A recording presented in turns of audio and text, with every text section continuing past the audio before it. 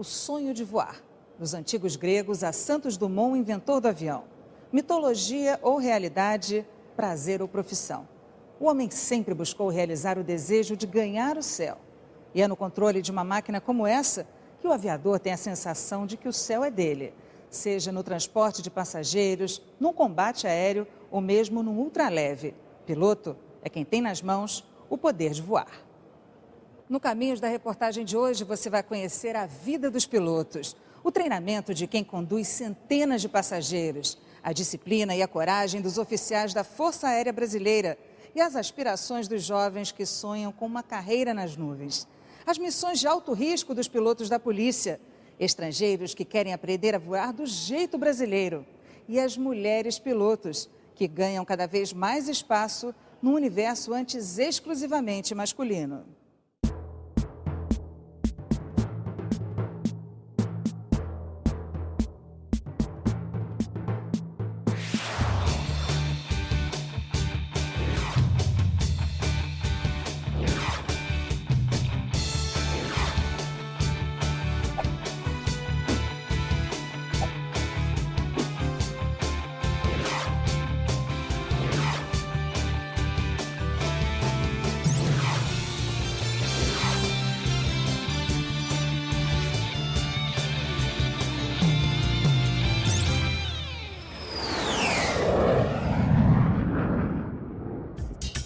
O avião é o meio de transporte preferido de quem viaja longas distâncias. No ano passado, foram mais de 2.600.000 pousos e decolagens nos aeroportos do país. E as aeronaves transportaram mais de 155 milhões de passageiros. Ir do Rio a São Paulo, com conforto e segurança, em apenas 45 minutos, era algo impensável um século atrás. Mas por trás de toda a tecnologia envolvida no projeto das aeronaves, um elemento permaneceu inalterado e insubstituível desde os primórdios da aviação: a figura do piloto. Um profissional que não se forma da noite para o dia, que precisa dominar a si mesmo e dominar a máquina, a começar pelo painel de controle. São diversos sistemas. A gente tem aqui, por exemplo, sistema de hidráulica, sistema de combustível, a parte elétrica do avião, aquecimento de para-brisas, a parte de aquecimento de sistema anti-gelo do avião, parte elétrica, parte de pressurização, pneumática, ar-condicionado e luzes. Isso tudo tem que estar em posições pré-determinadas, que o fabricante estipulou para cada início de voo, e é isso que a gente faz aqui quando chega. Nós já temos a nossa rotina pré-estabelecida, né? Cada um faz, checa o que o outro, juntos, o que nós fizemos. E tem que ter sempre uma relação muito amistosa dentro da cabine, né? De respeito e também interagindo. A gente tem que estar consciente do que os dois estão fazendo, né? O comandante Cláudio pilota aviões da Ponte Aérea, trabalho que exige uma licença especial. O Santos Dumont é a menor pista no mundo que opera um Boeing tipo 737. Nós fazemos um curso teórico, um treinamento simulador e um treinamento em rota para ter autorização da ANAC para operar no Santos Dumont. Apesar dos mais de 20 anos de experiência, o comandante agora faz faculdade. Estou acabando a faculdade de Ciências Aeronáuticas agora, no próximo semestre. Aqui na empresa aérea somos muito ligados à segurança, à parte operacional e segurança. Então lá a gente aprende muito sobre legislação, direito aeronáutico, medicina aeroespacial, infraestrutura aeroportuária, coisas que nós não aprendemos aqui.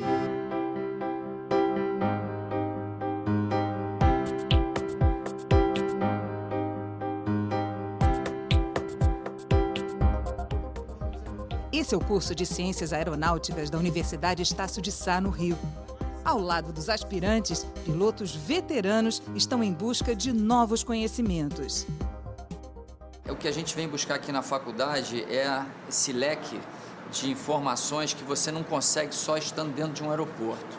Quando eu iniciei, nos anos de 1974, por aí, a aviação não exigia tanto quanto hoje. Você não precisava saber um inglês perfeito, ou pelo menos um inglês básico. Você não precisava estudar tanto quanto à tecnologia que hoje exige.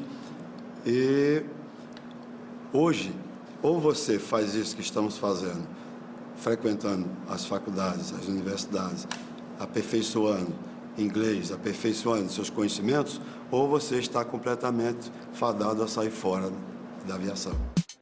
Até que ponto um salário inicial de R$5.000 conta na escolha da profissão? Eu acho que a gente tem que pensar em questões salariais, sim. Só que você vai ter um ganho proporcional à medida que você investe. Eu já estou na aviação, eu sou comissária de voo, então eu pensei numa forma de crescimento. Estou indo para a tripulação técnica, que é na cabine, que são os pilotos e copilotos. Então eu acho que sim, pensei na remuneração sim, e acho que eu não fiz mal por isso. A aula continua no pátio da universidade, onde os alunos aprendem o beabá da estrutura de uma aeronave. Qual é esse impacto constante? Então, é ajustável. Mas isso aqui é ajustado dentro da cabine. Não, cara, dentro da cabine. Essa aqui é fora?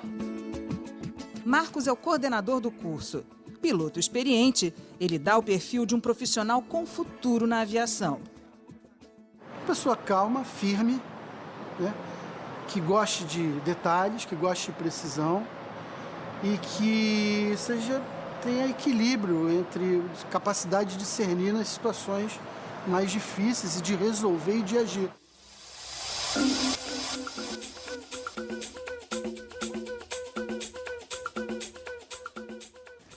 Aeroclube de Maricá, região metropolitana do Rio. A turma vai ter pela primeira vez uma aula prática. Os alunos são apresentados à frota de aviões e conhecem o trabalho que é feito na oficina. Luiz Carlos, o MacGyver, que já é piloto, chegou pelo ar. Isso é uma aeronave Ícaros, é a única aeronave certificada no Brasil todo. Esse é um motor Rotax 912, é o mesmo motor do avião Cessna. Ela está toda equipada para a escola e para instrução. A gente voa com transponder, com rádio, estação homologada, painel de instrumentos completo. E é uma aeronave que hoje está na faixa de R$110 mil. Você veio nela hoje? Vim nela. Viemos de Jacarepaguá, coordenamos Jacarepaguá e Torre Rio, Santos Dumont. Ele leva os colegas para dar uma voltinha.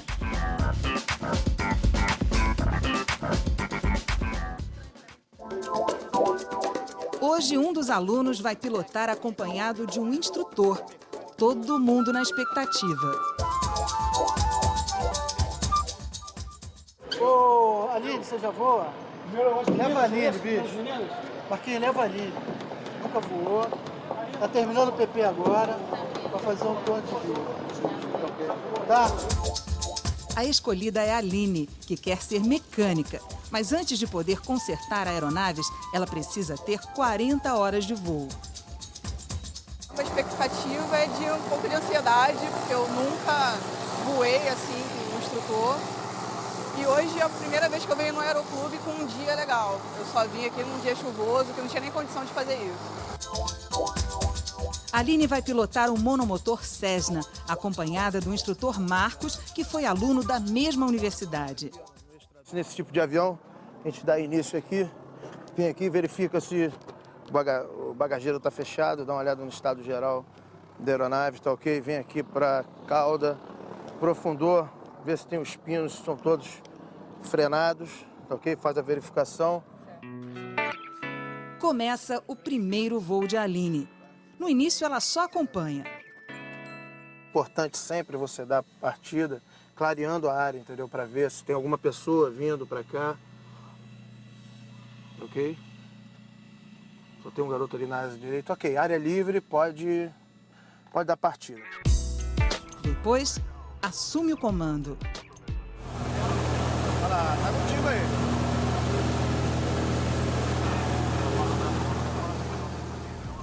Num sobrevoo da cidade de Maricá, tudo corre bem. O pouso é perfeito. Vamos lá, Aline, acompanha o pouso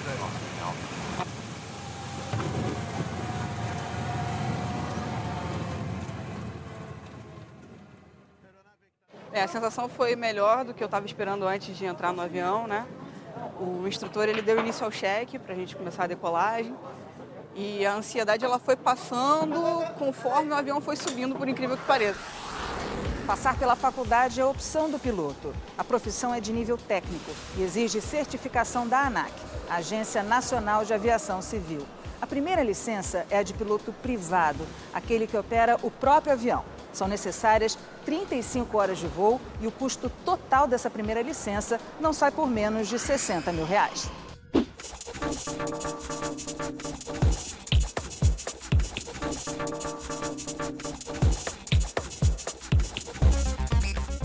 No Aeroclube de Maricá também funcionam escolas de pilotagem.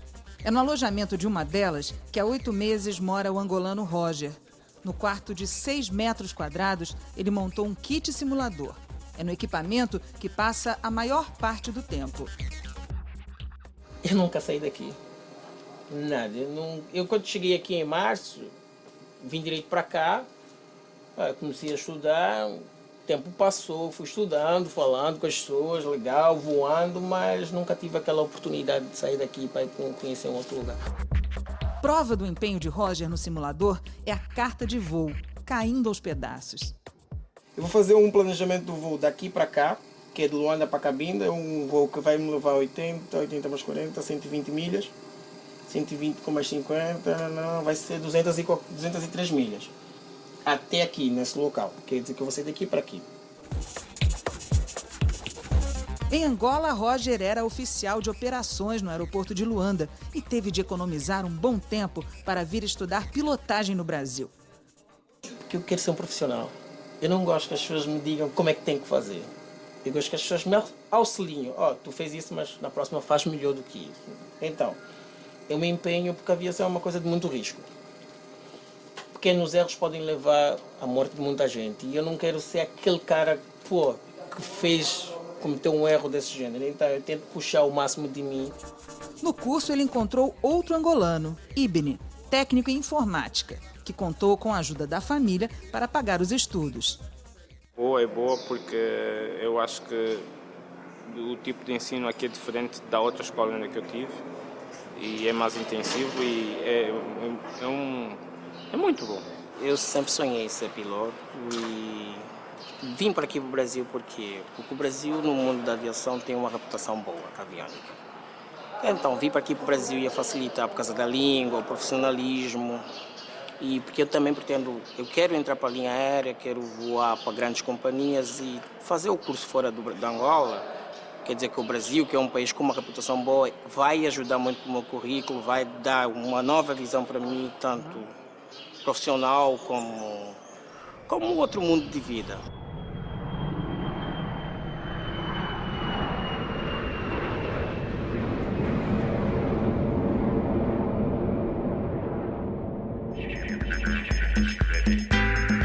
O carioca Jorge Paiva confirma o prestígio que os pilotos formados no Brasil têm no exterior. Depois do fim da Varig, onde trabalhou por mais de 30 anos, o comandante foi recrutado imediatamente por uma empresa estrangeira.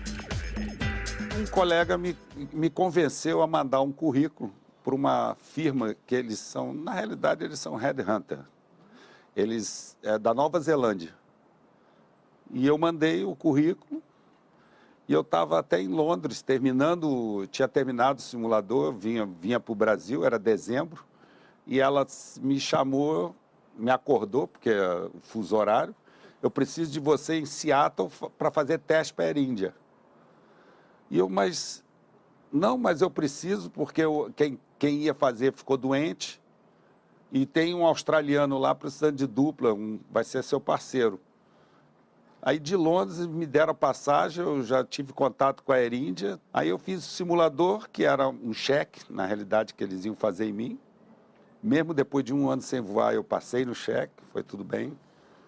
E dali já queriam me mandar direto para a Índia. Não se esqueça que eu fui 34 anos da Varig. E esse nome lá fora, todo mundo da Boeing sabia quem foi a Varig, como era a Varig.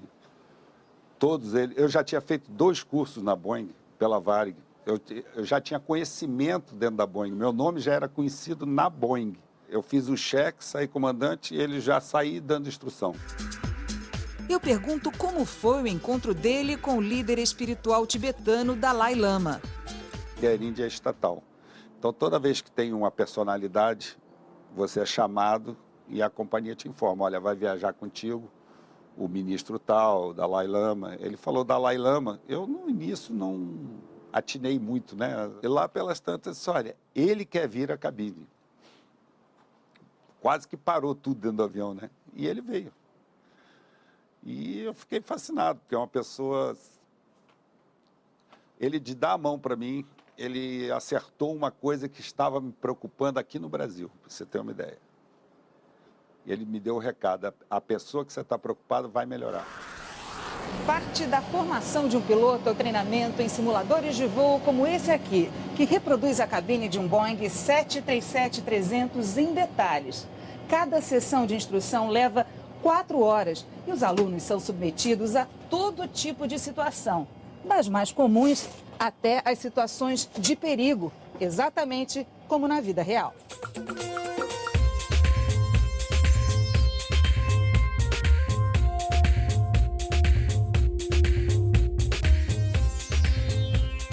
Nós acompanhamos o instrutor e 2 pilotos num treinamento no simulador do Flex Aviation Center, no Rio de Janeiro, que atende a várias companhias aéreas. Eu pretendo um voo a jato, que é algo novo para mim, que eu voava aviões monomotores, e os sistemas específicos desse avião, que é o Boeing 737-300. O instrutor Márcio Sardu também é o piloto-chefe da empresa e apresenta aos alunos uma situação de fogo no motor.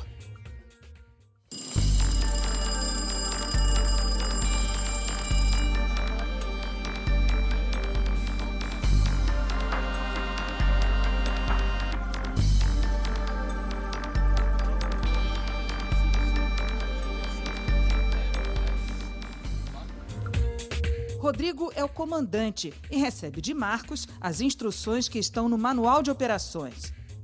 Mantém V-Reference 15 plus 5 knots minimum on final approach. Reproduz fielmente as situações anormais que você pode ter no avião. É um treinamento fantástico, uma coisa muito boa. E eles treinam aquilo que não pode ser feito num avião com passageiro, né? Um equipamento desse aqui, você tem muita informação para passar para eles, né? Num curto espaço de tempo, eles têm que assimilar, tem que ter uma didática para fazer com que eles assimilem isso aqui tudo, não tudo, mas o máximo possível num curto espaço de tempo. Você vai ver no próximo bloco o desafio de pilotar um avião de caça, a bravura de quem combateu aeronaves nazistas na Segunda Guerra Mundial e a rotina arriscada dos pilotos da polícia.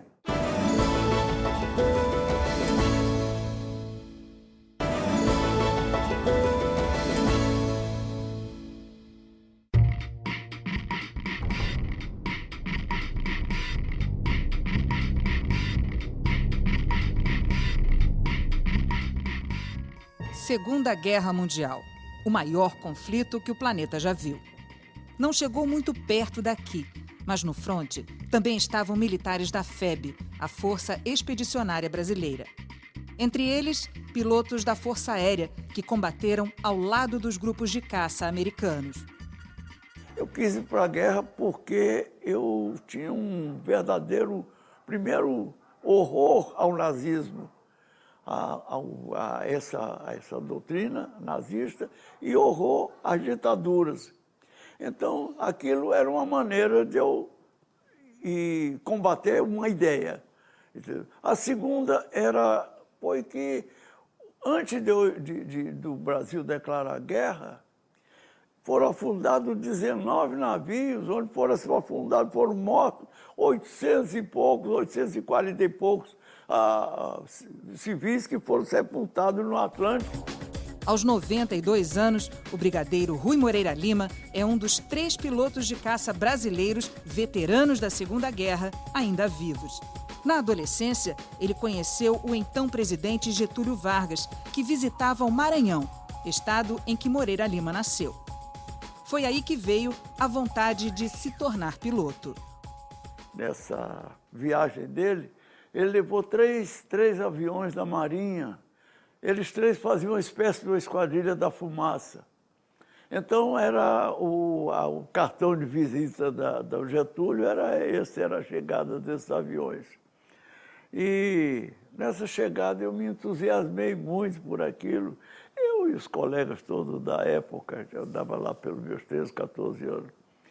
E fiquei muito animado e disse, eu vou ser aviador. Quando ele se tornou cadete, o pai escreveu uma carta, que o brigadeiro ainda lembra de cor. Rui, ex-cadete, amanhã, mais tarde, pontinho general. Agora deves dobrar os teus esforços, estudar muito.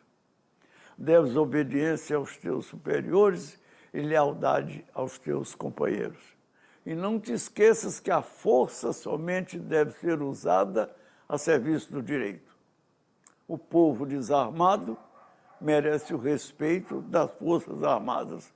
É este povo que deve inspirá-las nos momentos graves e decisivos. Então, veio a guerra.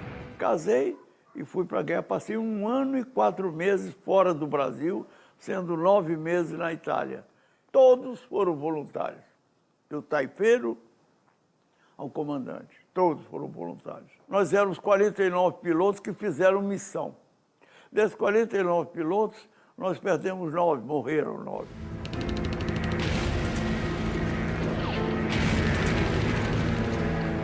Sentapua, o grito de guerra do 1º Esquadrão de Caça Brasileiro, também é o nome do livro de memórias do ex-combatente, que virou documentário. Começamos a ofensiva da primavera, nesse mês de abril. Foi um mês duro para nós, a beça, porque os 3 pilotos da estatística foram perdidos. O alvo geralmente era ponte, era uma indústria, era um agrupamento de carros. Você vinha naquela área, você escolhia e atirava em tudo que se mexesse lá. Rui Moreira Lima parou de voar depois do golpe militar de 64, que ele se recusou a apoiar. Recusei apoiar o golpe 1º de abril. E paguei uma prenda, ainda estou pagando uma prenda por isso. Se você via a minha... Eu passei 17 anos sem voar. Mas as medalhas que recebeu não deixam dúvida. Estamos diante de um herói de guerra. Olha, eu tenho orgulho de todas elas, eu tenho orgulho. Agora, as medalhas que eu conquistei na guerra, é que me dá mais força. De lá para cá, as aeronaves de guerra evoluíram muito. Pilotar um avião de caça F-5 é estar na primeira linha da aviação militar brasileira. O avião de caça ele é uma aeronave projetada principalmente para ter maior velocidade e atingir maiores altitudes, né? Então, porque o princípio fim dele é a gente chegar o mais rápido possível, seja num conflito ou numa zona de interesse, por qualquer motivo que seja. Metade aeronave, metade arma. Ele exige anos de treinamento e dedicação. Tem que passar vários estágios, começando lá atrás, na Escola Preparatória de Cadete do Ar, com aproximadamente 14 anos. Aí ele faria como se fosse o 2º grau antigo, 3 anos de estudo na EPICAR. Alcançando todos os estágios lá na EPICAR, ele vai para a Academia da Força Aérea em Pirassununga, fica mais 4 anos, onde lá ele começa a sua atividade aérea. A partir daí, ele atingindo os níveis desejáveis para ser um piloto de caça, ele vai para Natal, no 2º ou 5º grupo de aviação, para ir iniciar as suas atividades como piloto de caça. O ex-piloto de caça e atual diretor do Museu Aeroespacial do Rio de Janeiro explica a diferença entre o piloto militar e o civil. Primeiramente, para entrar em combate. Então, já é a primeira diferença. E é claro que a doutrina e a disciplina é bastante mais observada e o treinamento é totalmente diferenciado. Ou seja, nós estamos treinados, todos os pilotos militares, seja piloto de caça, seja de helicópteros, seja aviões de transporte, tem sempre o que eles chamam de missão a cumprir. Nós aprendemos a dominar o medo. É aquele estresse que normalmente as pessoas têm quando, numa situação de perigo, o piloto é doutrinado desde o início. Então, o primeiro domínio é quando voa sozinho pela primeira vez. Eu acho que o grande desejo de todo piloto de caça ou de combate é entrar em combate real mesmo. apesar de haver um risco de perder a vida. Mas nós somos treinados a vida toda para isso. Então, é de certo modo até meio frustrante. Eu fui em aviação de caça durante de 64 a 86, 22 anos, nunca entrei em combate real. Mas antes de ganhar o céu, o piloto precisa passar muitas horas nessa sala escura. Ao contrário da aviação civil, na aviação de caça o piloto voa sozinho. Por isso, ele precisa ter um conhecimento perfeito do funcionamento do avião. Mas como 1 hora de instrução de voo num avião de caça custa muito caro, milhares de reais, a maior parte do treinamento é feita no simulador.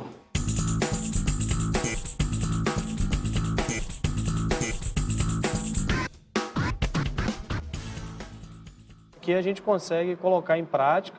Você repare que ele é idêntico ao que é a aeronave, né, a aeronave de verdade. Então a gente consegue treinar toda a gama de missões da aeronave aqui no simulador. Quando ele vem fazer uma missão de simulador de instrução, ele está totalmente equipado como se fosse voar, com capacete, luva, prancheta de voo. Nesse treinamento, o destino é Santa Maria, no Rio Grande do Sul. O piloto, como ele está sozinho, né, ele tem que desempenhar todas as funções. Ele é o navegador, ele é o alocador de armas, ele é quem decide, total conhecimento, né, das características da aeronave, principalmente das partes anormais que podem vir a ocorrer o voo. Então ele tem que ter não só o plano B, mas o C, o D.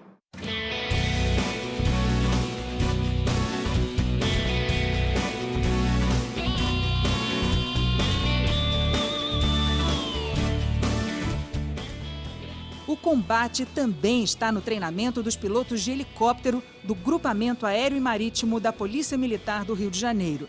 Em vez de aeronaves inimigas, eles combatem o crime urbano. Assim que chegamos, aparece a primeira missão do dia. O BOP localizou lá na Rocinha uma prensa de fazer a embalagem das drogas, né? No caso é maconha. E essa prensa pesa em torno de 500 quilos. Aí nós estamos, como é um local de difícil acesso, a melhor maneira de retirar essa prensa do local é através do helicóptero. Aí nós vamos ver da possibilidade de nós tirarmos esse material de lá. Com o helicóptero, ele vai ter um ponto onde o BOP possa transportar em um caminhão. Conseguimos autorização para acompanhar o voo de reconhecimento. A Rocinha é uma comunidade na zona sul do Rio, recém-ocupada pela polícia. No helicóptero vão, além dos 2 pilotos, agentes do BOP, o Batalhão de Operações Especiais da Polícia Militar, com experiência nesse tipo de operação.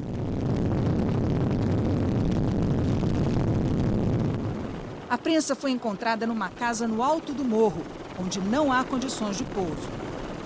O cabo tem que ser um cabo que a gente tenha a segurança que o cabo é de boa qualidade, que vai aguentar o peso do que vai ser içado. E a amarração, tanto do material ser içado, quanto a amarração feita no gancho da aeronave, é importante. Porque se desprender, pode cair sobre pessoas ou casas embaixo. Tanto é que nossa rota de saída do local vai ser pela mata e pela praia. O helicóptero retorna à base e depois volta à Rocinha, acompanhado de outra aeronave que dará cobertura. A prensa é içada e levada para uma praia próxima à favela, de onde segue de caminhão para um batalhão da Polícia Militar. É muito gratificante a gente voltar de qualquer voo com a missão cumprida. Às vezes a gente ajuda milhões de pessoas e as pessoas não têm nem noção. As que estão andando aqui por baixo, a gente está lá em cima tomando conta delas. O Major Dutton está no grupamento desde a criação. A formação do piloto, ela requer, o piloto comercial de helicóptero, que é o que voa na segurança pública, tem que ter no mínimo 100 horas de voo. Essas 100 horas de voo é a parte prática do curso, né? O curso de piloto ele tem também a parte teórica. Então são em média 6 a 8 meses estudando a teoria e o tempo que for necessário para fazer 100 horas de voo, a parte prática. Então isso pode levar mais uns 6 meses, 8 meses, no mínimo 1 ano e meio. A recompensa é a gente fazer o que a gente gosta, né? No meu caso, em particular, é um sonho de infância. Então, estou realizando, eu mudei de brinquedo, né? Eu brincava com os pequenininhos, agora eu brinco com os grandes. Mas a O sonho era ser piloto de helicóptero? Ser piloto de helicóptero, não servia avião. Tinha que ser helicóptero da polícia.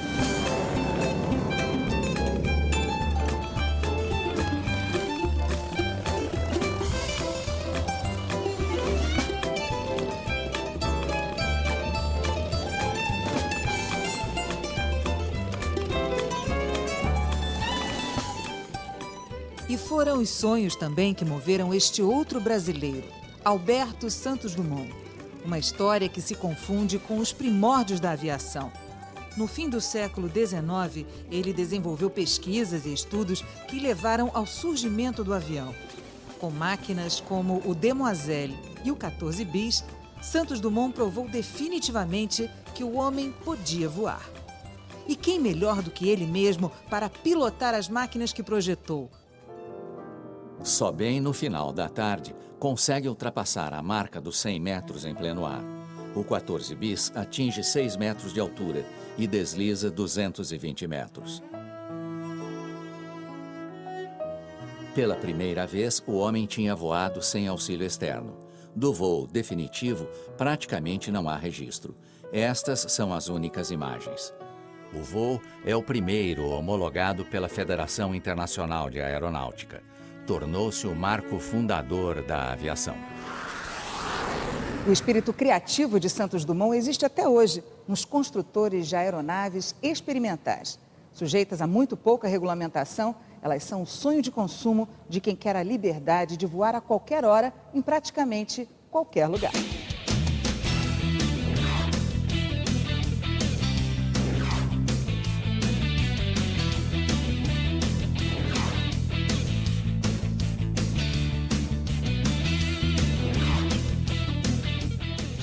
Esse é um ultraleve, que voa a baixa velocidade, pesa pouco e tem um custo relativamente pequeno. É o avião favorito de quem quer pilotar a própria aeronave. Ele foi projetado e construído pelo engenheiro Miguel Rosário, o segundo maior exportador de ultraleves do país. De uma maneira geral, as aeronaves todas se dividem em duas categorias. São as homologadas, que se encaixa um Boeing, um avião da Embraer, na qual você pode ter atividades comerciais, e as experimentais, que inicialmente são aeronaves que eram construídas por amadores em fundo de quintal e tal. Quer dizer, essas aeronaves têm toda a autorização de voo, mas não podem ser usadas comercialmente, são aeronaves de recreação. Se tiver uma aeronave homologada, você não pode apertar um parafuso nela. Qualquer parte de manutenção tem que ser feita por um mecânico autorizado, uma empresa autorizada. As experimentais, o próprio proprietário pode fazer a manutenção. Hoje, quem veio visitar a fábrica foi o australiano David, que está no Brasil para comprar com Miguel o primeiro avião da vida dele. I guess I'm a little bit like that. I like checking out things, and McGill and the way he builds his aircraft and the experience that he's had was so good. And he's constantly improving things, and I guess that's what I wanted to see. And he has another project as a folding wing option, and that's being developed, and he's well on the way, and I wanted to see that. So just the size of the actual aircraft, the way it can actually be, rather than having to pay for a hangar, you can actually just fold the wings, 10 minutes, one person, and put it in a garage.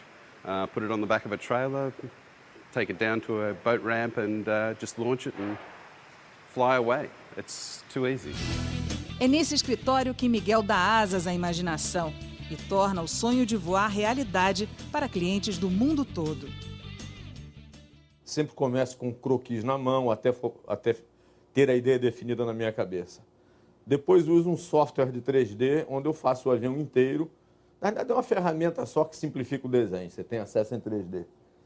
Posteriormente é que eu faço a parte de cálculo. O militar reformado Gustavo Albrecht é presidente da Associação Brasileira de Ultraleves. Ele já pilotou 140 tipos de aeronave e é um entusiasta desse tipo de avião. É um tipo de voo diferente, é descontraído. No começo do ultraleve era só voar, a gente chama mosca de padaria, fica voando em volta só do campo. Aí com a evolução dos ultraleves começamos a voar mais longe. Então, hoje já teve gente que foi para os Estados Unidos, ultraleve, então não tem, acabou o limite. A Associação Brasileira de Ultraleves estima que só neste ano aconteceram 20 acidentes com este tipo de aeronave, alguns com mortes. Existem dois limites na aviação, o do piloto e o do avião. Se eu pegar um avião e ultrapassar o limite dele, eu me quebro. Se alguém pegar qualquer avião e ultrapassar o seu limite de piloto, fazer coisas para os quais não foi treinado, ele quebra também. Então, o problema o que eu vejo é isso, os acidentes são em função de não atender aos limites. E a maioria dos acidentes que acontecem por digamos assim, erros do piloto é quando ele muda de equipamento. E de acidentes, o comandante entende. Mas eu fui piloto de teste de muito ultraleve, então ali em cima tem um capacete ali que foi num voo de experiência. Saiu uma pá de hélice e me acertou a cabeça. E eu parei no hospital com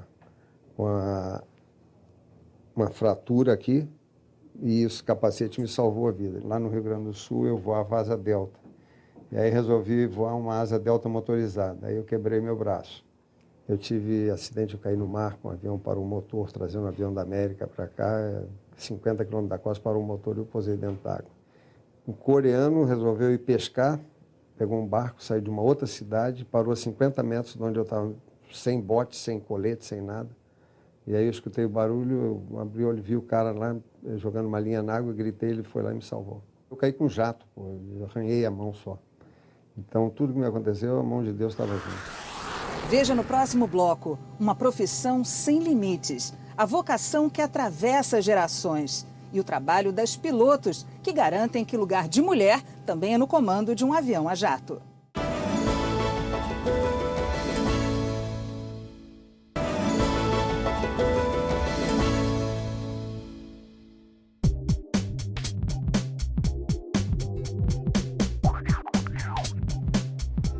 No Brasil, faltam pilotos comerciais. A profissão começa cada vez mais cedo. Uma das portas de entrada do mercado são as empresas de propaganda aérea, como essa, na zona oeste do Rio. No verão, são 5 aviões voando de quarta a domingo para 300 clientes. O trabalho consiste em carregar faixas com mensagens publicitárias, um negócio que gera empregos e horas de voo para os novatos. A nossa empresa hoje contrata um piloto, ele no máximo, ele fica uma temporada com a gente e depois ele vai para a companhia. As companhias hoje estão contratando muito piloto e nós não temos pilotos no mercado. Daqui a pouco, este avião vai decolar com a missão de sobrevoar as principais praias do Rio de Janeiro. No comando, um jovem piloto de apenas 22 anos, o Rodrigo. Preparado para a missão? Preparado. Fiz o meu treinamento aqui, o meu piloto privado, meu piloto comercial. Quando entrei na empresa, fiz o treinamento junto com os instrutores, os pilotos mais antigos da empresa. Estou pronto para o avião. Minha formação, inclusive, tive o piloto planador, que acrescentou bastante ao pé e mão, a entender melhor como funciona o voo a vela e tudo mais. Então, a influência do vento isso ajuda bastante na hora de pilotar. Rodrigo se beneficiou de uma das bolsas da ANAC, a Agência Nacional de Aviação Civil, que já investiu R$5 milhões na formação de pilotos. Fiquei sem dinheiro, essa época toda, uma formação muito cara. E aí, junto à ANAC, consegui uma bolsa que ela abriu para a formação de jovens pilotos. Consegui me inscrever, passar na prova. Estou começando a carreira agora e é uma oportunidade ótima poder começar logo num trabalho tão bonito de se fazer, que é voar pela orla carioca. Um piloto comercial precisa de, no mínimo, 150 horas de voo. E para se tornar piloto de linha aérea, ele tem de voar 1.500 horas. A carreira geralmente começa na função de copiloto. O copiloto pousa a aeronave, decola. As pessoas acham que o copiloto não tem essa autonomia. Tem sim, a gente faz tudo, mas numa emergência é o comandante e nessa coisa de gerenciar mesmo, né? Porque foi como o Mangoni falou, não é só o técnico aqui, né? Ele é mais um gerenciador hoje em dia do que um simples técnico que pilota o avião. Já são 10 anos que eu voo. Mas eu demorei muito para entrar na área comercial, na aviação comercial, né? Eu voei muito táxi aéreo, voei muito avião de turbohélice, então hoje eu preciso de hora de avião grande, que é o caso do 37. E é só isso que está faltando. Quantas horas em média? Em média aqui entre mais ou menos uma média de 3.000 horas de jato que eles exigem hoje. É o mínimo que a Webjet exige para um comandante. O déficit no número de pilotos leva algumas companhias aéreas a usar a tripulação no limite máximo da legislação para aumentar a produtividade. A queixa é do Sindicato dos Aeronautas. Quando a gente fala que a gente pode voar somente 85 horas de voo por mês, as pessoas acham que é pouco, mas na realidade são horas de voo. Nós trabalhamos, o nosso limite são 176 horas de trabalho por mês. E 60 semanais, quer dizer, qual é o trabalhador hoje que trabalha 60 horas semanais, né? Então, a gente voa de dia, de tarde, de noite, de madrugada, às vezes as empresas aéreas nos obrigam a fazer voo de 4, 5 madrugadas, quer dizer, voar 5 madrugadas seguidas representa no estresse físico a mesma coisa que um motorista de automóvel tenha bebido além do limite previsto na legislação. Quer dizer, a gente não bebeu bebida alcoólica, mas o efeito é pior do que tivesse bebido, em termos de lentidão de raciocínio e atitudes. Pilotos internacionais só podem voar até os 65 anos, regra estabelecida pela ICAO, Organização Internacional de Aviação Civil. Já em território nacional, não há limite de idade pré-estabelecido, mas é necessário estar com os exames médicos em dia. Até os 40 anos de idade, nós fazemos um exame médico feito pela aeronáutica de ano em ano. Após os 40 anos, esse exame é feito de 6 em 6 meses e a cada ano e meio tem que apresentar um exame de ergométrico, de coração mais detalhado. Arlindo Jardim não voa mais. Mas os 30 anos que passou pilotando aviões renderam muitas histórias, como a do dia em que guerrilheiros das Farc, as Forças Armadas Revolucionárias da Colômbia, puseram uma bomba na aeronave. Eu estou cruzando 9.000 metros, aí Bogotá me chama, Varig 875. Então não esqueço o número do voo, era o número do voo. Aí o primeiro oficial que estava fazendo fonia atendeu, prossiga. Aí Bogotá, recebemos um telefonema anônimo que botaram uma bomba a bordo do seu avião. Aí, ouvindo aquilo, raciocinei rápido. Se eu voltar para Bogotá, botar a bomba lá, vamos explodir. No avião não explodir em voo, vamos explodir o avião lá no chão. Aí raciocinei, o que eu vou fazer? Vou pousar em Cali. Saíram os passageiros, vieram as autoridades lá de Cali, com um detetor de bomba. Aí eu saí do avião, entreguei o avião à disposição deles. Aí daí a pouco lá o chefe deles me chama, veio com a bomba. Estava no porão de carga para explodir 3 horas depois da decolagem, que era o meio da rota. A filha Rita foi companheira em algumas viagens, mas na maior parte do tempo sentia a falta do pai. Ser filha de piloto é difícil. Passei muitas datas esperando que ele chegasse e ele não chegava. Isso é uma coisa que hoje nem tanto, né? Eu acho que não tanto, mas na época era uma coisa que foi bom. Eu acostumei a suportar as minhas frustrações. Hoje, Paulo, filho de Rita, segue os passos do avô. Ele estuda ciências aeronáuticas e sonha com um futuro na aviação. Eu sempre gostei de ver esse negócio de avião. E a história dele inspirou um pouco mesmo a seguir essa carreira, na hora de decidir. Falo para ele, não induzir ele a ser piloto, isso aí foi iniciativa dele, né? Mas o piloto tem que ter um controle emocional perfeito. Mas ao falar do pai, Rita se enche de orgulho. A vida dele, a história dele, a entrada dele na aviação, da forma como ele foi, é um exemplo não só para o meu filho, né? Mas é um exemplo para muita gente que tem sonhos e acha que é impossível.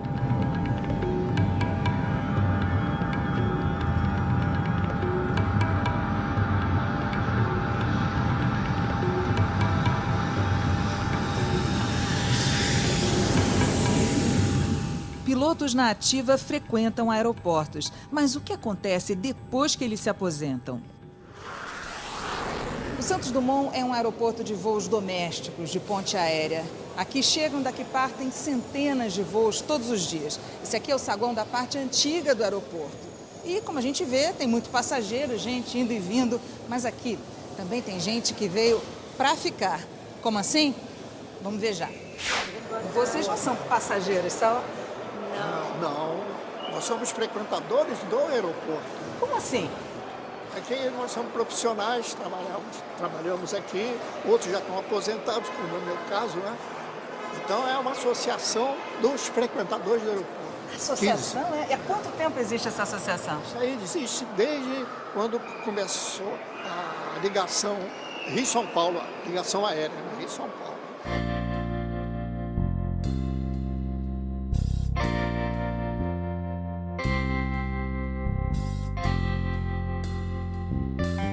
Uma das integrantes dessa associação é Lucy Lúpia.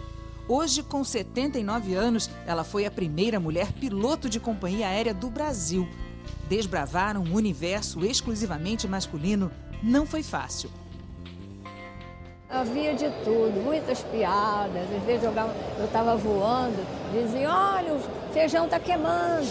Entendeu? Alguém falava na fonia assim, mas às vezes havia um colega que dizia, olha, respeita a nossa colega, entendeu? Aí tem outros que diziam assim, tem um tanque lá em casa para lavar roupa. Mas eu não ligava não, sabe? Porque isso não era também a rotina, né? E aí os colegas também foram ficando mais compreensivos e entendendo que não era nenhum absurdo, né? Aí começaram a trazer as irmãs, as mulheres, as namoradas, né?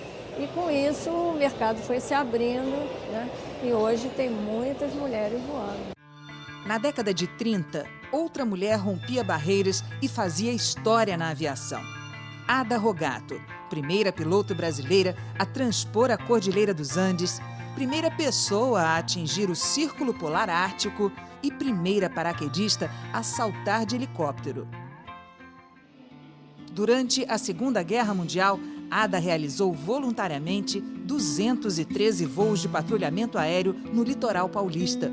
Conhecida como Gaivota Solitária, ela também foi a primeira aviadora do mundo a cobrir uma extensão de mais de 50 mil quilômetros, voando sozinha pelas 3 Américas, numa aventura que durou 6 meses. Aqui é o Rio de Janeiro, fui até o Uruguai, atravessei a Argentina, de Mendoza sobrevoei os Andes a 5.500 metros de altura, até Santiago. Depois eu subi todo o Pacífico. Meu Deus! Cheguei até o Alasca, no Círculo Polar Ártico. E aí? Aí eu voltei até Los Angeles, atravessei os Estados Unidos e peguei o Canadá pelo lado francês, até Quebec, Ottawa, Montreal e Quebec.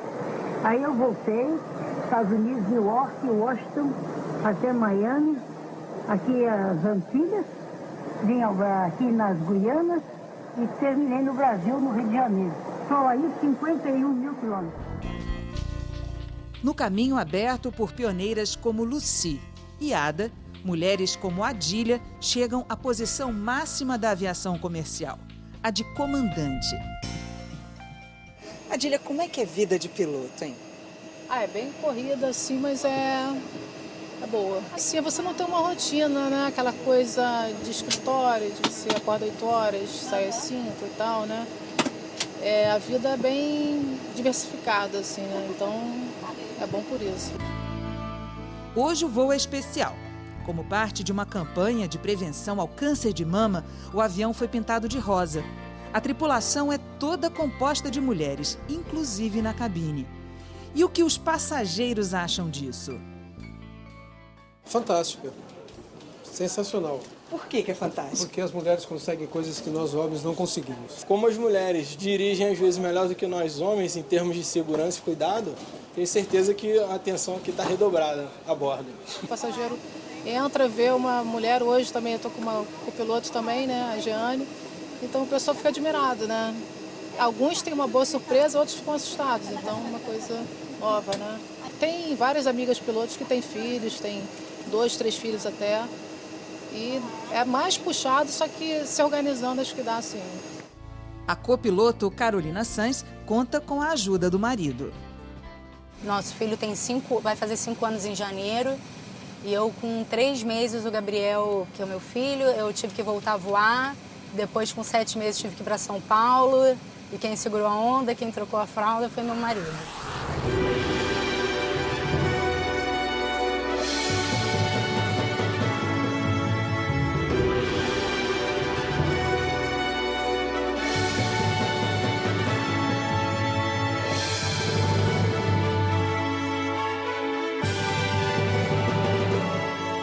Uma carreira que você domina as dimensões diferentes que você domina na Terra.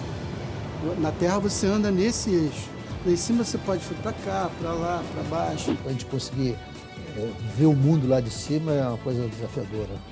Contemplar a paisagem lá de cima, os nascer e pôr do sol, isso aí é contestável. E para o piloto, operar uma aeronave, fazer o pouso e a decolagem é algo muito gratificante. Tem a coisa da aventura, tem a coisa da sedução que a carreira traz. A sensação de primeira vez foi de me sentir muito perto de Deus, entendeu? Importante a beça Ele, poxa, agora eu já pego uma máquina faz voar e tiro feito Santos Dumont, trouxe o avião para aqui, estou voando. Como diz alguns amigos meus, até com 90 anos eu quero estar ainda voando se eu ainda tiver condição.